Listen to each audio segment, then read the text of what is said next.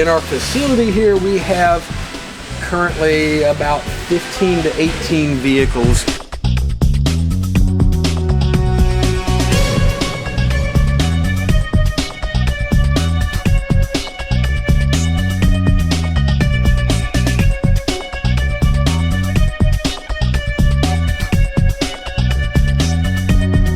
My name's Doug Redenius. I'm the archivist. The vehicles are the actual vehicles that if you put the movie in and you watched it, those are the vehicles that you're seeing. Those are the ones that we own. There's no replicas here. The first vehicle that the foundation acquired is right behind me, this Neptune submarine. And it wasn't in this condition, it was in pretty bad shape. So it was a necessity that it be worked on. Now this particular project I did on my own in my backyard in a small little community in Illinois throughout the course of a whole summer, and sent it and then finally had it painted and then moved into storage. People magazine found out about this particular vehicle in a guy's backyard and they came and did a whole feature. It was a wonderful issue to be a part of because it was the issue where Liz Taylor was marrying Larry Fortinsky and Michael Jackson was the best man. So it was a popular issue, and lo and behold, that brought people out of the woodwork that had other bond boats and things, and that's how the foundation really kind of expanded from the submarine. Hello, I'm Brad Frank. I'm one of the directors of the Ian Fleming Foundation. I'm from Tulsa, Oklahoma. We own about 37, 38 total. Nearly half of those are currently in London in a film museum called Bond in Motion.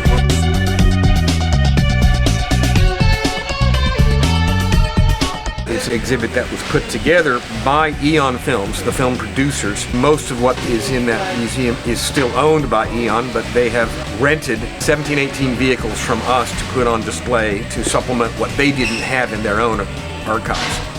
I'm Mike Van Blaricum. I live in Santa Barbara, California, and Urbana, Illinois. I'm one of the founders of the Ian Fleming Foundation. This organization is a 501c3 California-based nonprofit corporation. Whitney Gates from Bloomington, Indiana. The fact that we're helping restore and perpetuate movie history. You know, a lot of these vehicles have been left to rot, which is a travesty in my mind. And we're bringing a lot of them back to life, so that's cool. My name is David Reinhardt. It's preserving Ian Fleming's legacy, and although we appear to be mostly movie stuff, we definitely respond to the literary side as well. We've got scholarships that we offer to students, so it's granted every year. It's administered by the University of Illinois. We've also given money to several universities in the UK for essay contests. The work weekends came about because when we started adding more vehicles, I needed help. So it sort of exploded into something that we would do twice a year. And that's been going on for 25 years. This particular weekend is at the end of 2019. My name is Colin Clark, and I'm from Oak Lawn, Illinois. I worked for American Airlines Aircraft Maintenance out of O'Hare for 32 years. I've been coming here since 2001. They asked me to become on the board in 2015. I was really honored to do that. This is a special effects aircraft. The producers wanted to make it super light so it could be hung by the Coast Guard helicopter. So it had no engine, no interior, just to make it real light. No carpet, no wood floor. It was just open panels. And it wasn't the chairs. That's why they don't match. Chuck Collins, Peoria, Illinois. I'm a television meteorologist in Peoria. This one was really featured in the opening sequence of Skyfall. They put the thick bullet holes and computer-enhanced bullet holes in the windshield and the mirror and the back plate.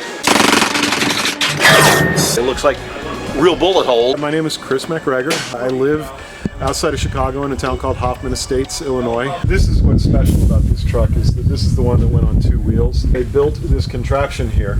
It's a wheel to prevent the truck from tipping over. Though the stunt driver had it up on 2 wheels, if he felt like he was going to tip over, he could push a button and then this thing would pop out with the wheel on it, and so it would prevent the thing from rolling all the way over. Hi, I'm Fraser Engerman. I live currently in Milwaukee, grew up in Chicago. Also have a home in Peoria. Currently, I'm Director of Global Media Relations for a large multi-industrial called Johnson Controls. First part of my career, I was a television anchor and reporter. Since about 94, 95 maybe. When they first started, I met Doug in 93. I'm a grizzled old veteran at this. The Jaguar from Die Another Day is really cool.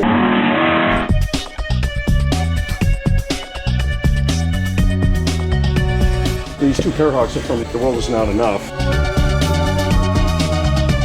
My name is James McMahon, and I live in Chicago. For 10 years, I was a paratrooper in the Special Forces, U.S. Army.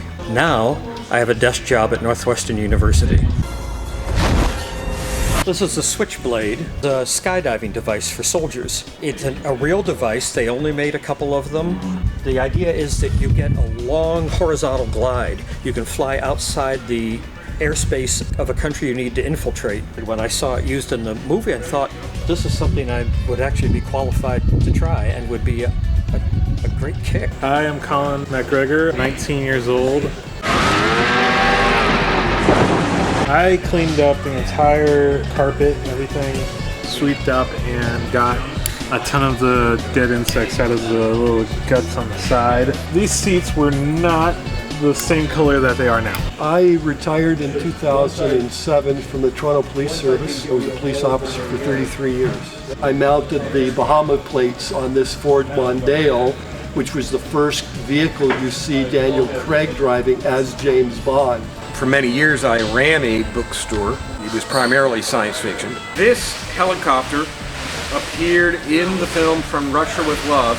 Towards the end of the film, it's seen chasing James Bond when he's trying to escape in a truck. It's also seen earlier in the film. It's the oldest thing we own. We do try to maintain it. We've got someone trying to tune up the engine. This helicopter will probably never fly again. I'm a commercial real estate developer. Build shopping centers and that sort of stuff. I think I first started coming here in about 1998, 99. I have 3 degrees from the University of Illinois. I'm president of the School of Music Board, I'm immediate past president of the Electrical Engineering Alumni Board and Spurlock Museum Board. My PhD is in electrical engineering, but my specialty is electromagnetics. I'm a research engineer, became the CEO of research company, Toyon Research. Listen, this work weekend thing, they do come in on their own accord. They put themselves up in the hotels. We're not paying a salary to people to maintain them. To my knowledge, nobody has ever taken a salary. The pay is really getting to meet the people and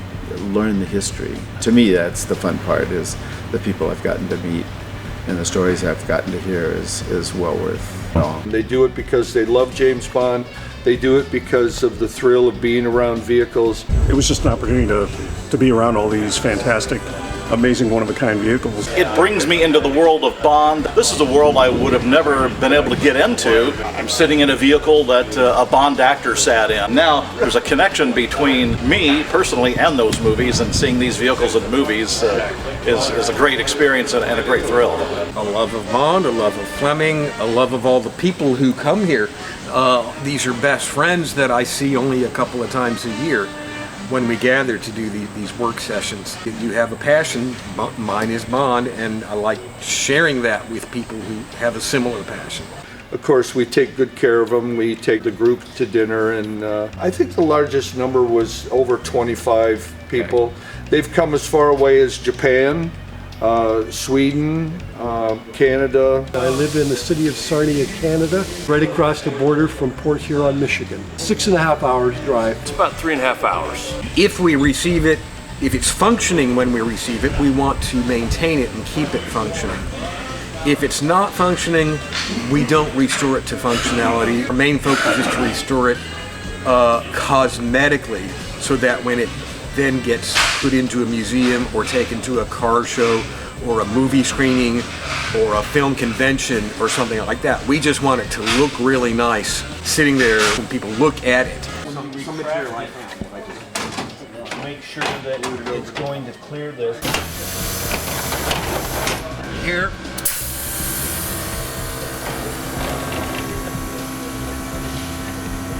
I think it's going to work now. The guys and occasionally the women that have been helpful in the work weekends and the restoration, They all have little niche qualities. People that are good in painting, and people that are good working fiberglass, and people that are mechanically inclined. I work with computers, I build software.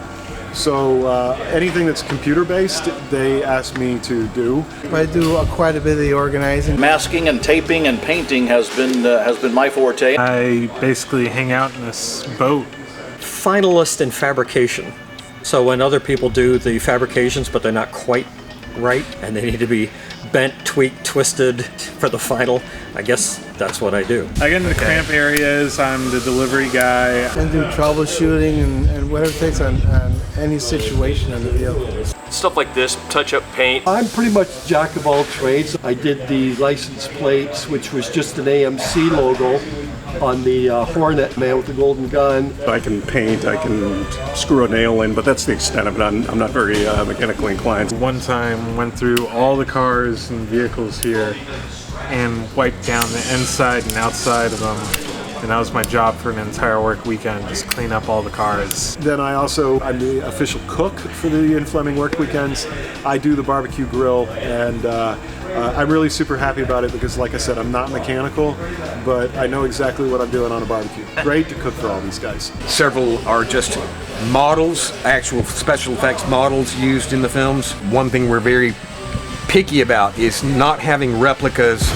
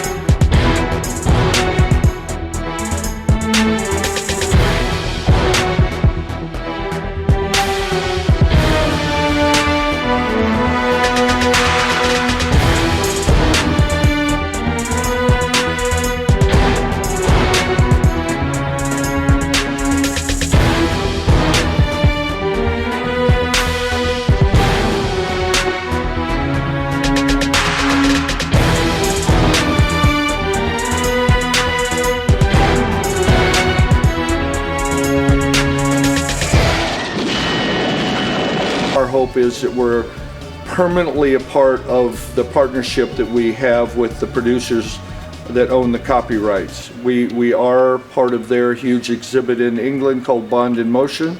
We'd love to see something similar to that come to the United States. We like to fill in the holes in the years and the vehicles that they don't have. We'd like to find a venue here in America. We would like to have something maybe at Navy Pier. The Midwest, anyone that's willing to go through Eon and go through the proper channels, get the proper licensing to do it. They are our vehicles, but if someone wants to exhibit them and use movie logos, shots from the movies, that's all licensed by Eon Productions. We can certainly display our vehicles. We have a right to do that. One of our goals with the vehicles is we'd like to have a vehicle from every single film. I don't know if anyone will ever get a vehicle from Dr. No. There were only a couple things in that film, and that was an awful long time ago. But we don't currently have anything from Quantum of Solace. I think we're about to get something from that film. We don't have anything from Spectre. So I encourage people to go to the website, ianflemingfoundation.org. To me, it's really just getting together with these guys once, twice a year and reconnecting. It's about the friendships. Initially, it's your James Bond interest, but when you start coming here and you get to know the guys, you come back for the friendships.